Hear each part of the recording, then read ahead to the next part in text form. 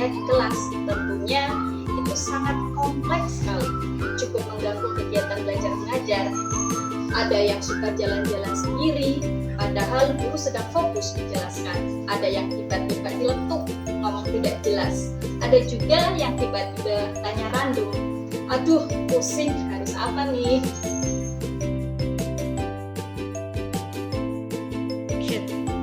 Ada 3 permasalahan yang saya temukan. 1. Kurangnya disiplin siswa. 2. Rendahnya motivasi belajar. 3. Perbedaan kemampuan akademik. Apa sih 3 permasalahan itu? 1. Kurang disiplin. Betul, banyak anak didik yang belum disiplin. Contohnya, masih banyak anak-anak yang suka nyelemong, padahal guru sedang fokus menjelaskan. Tidak hanya itu, ada 1-2 anak yang tiba-tiba jalan-jalan mengganggu temannya. Tentu ini sangat mengganggu. Oke, yang kedua adalah permasalahan rendahnya motivasi belajar. Kenapa itu bisa terjadi?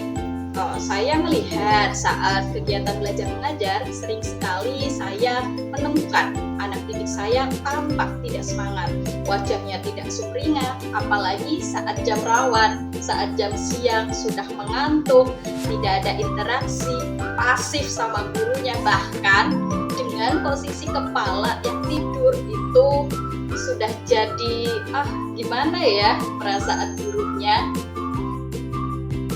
Sekarang permasalahan yang ketiga yang saya temukan di kelas selama jadi guru. Apa itu? Yaitu adanya kemampuan tingkat akademik yang berbeda. Ada siswa yang sangat cerdas, ada siswa yang tertinggal.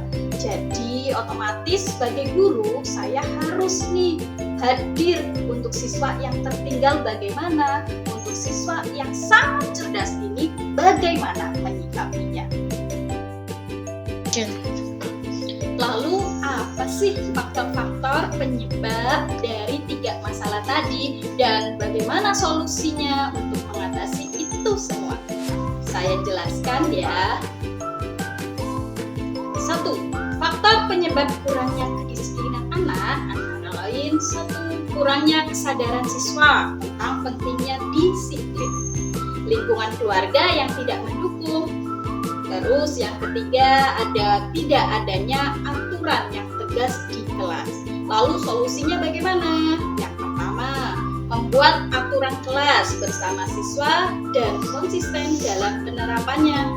Saya selama jadi guru sebelum mulai materi, mulai menjelaskan tentang materi selalu membuat yang namanya kontrak belajar.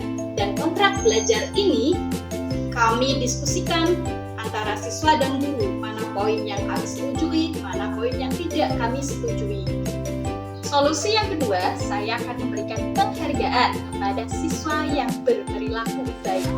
Siswa yang berperilaku baik itu wajib loh dikasih penghargaan sebagai bentuk awards buat dia karena dia sudah berlaku baik, sudah taat aturan, sebagai perilaku saya berarti dihargai seperti itu.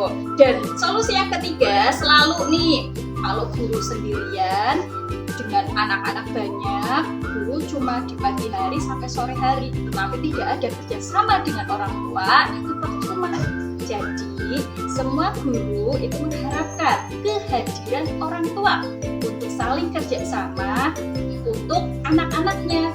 Jadi tidak hanya guru itu hanya dia sendiri yang membimbing anak, membimbing perilaku mereka, tidak hanya dia sendiri, tapi butuh hadirnya orang tua.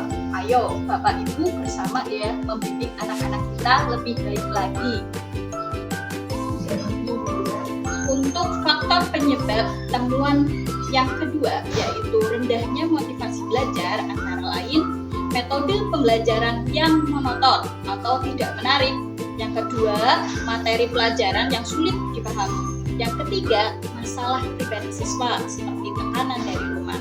Nah, untuk solusinya apa saja sih? Solusinya yaitu guru harus selalu menampilkan pembelajaran yang menarik. Jangan selalu materi, dan materi, ceramah, dan ceramah, tapi harus disisipi dengan game, dengan kuis, proyektor, kita bisa nonton film sebentar, atau kita bisa memunculkan gambar-gambar motivasi. Itu sangat dimanfaatkan oleh guru untuk bisa menambah konsentrasi siswa, menambah motivasi belajar siswa. Terus kemudian untuk materi pelajaran yang sulit, saya rasa guru itu sebelumnya harus melaksanakan melaksanakan apa nih yang disebut asesmen diagnostik. Jadi seorang guru paham kemampuan siswanya sampai mana untuk mengukur kemampuan awal siswa. Jadi nanti materinya bisa dikatakan mana yang cocok sesuai dengan kemampuan awal siswa itu. Terus untuk pribadi siswa seperti tekanan dari rumah, seorang guru harusnya mendampingi, mengetahui, diajak ngobrol, diajak ngomong, ada apa sih, kenapa di sekolah kelihatan banget motivasi belajarnya kurang, ada apa, kenapa, mari kita cari solusinya bersama-sama supaya anak semangat lagi, tumbuh lagi untuk bisa lebih baik di dalam kelas menerima pelajaran.